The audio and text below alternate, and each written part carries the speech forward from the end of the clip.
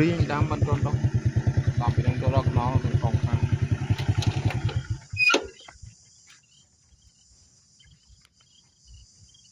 làm ấy riêng riêng làm phải rồi này này này này nó riêng riêng này còn rộp riêng hay đặt hoài rộp riêng hay đặt hoài đôi kia này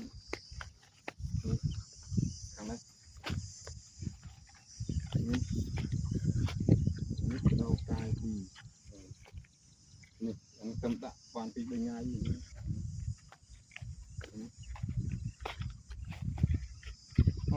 cài cài trên bàn rõ ràng cái đầu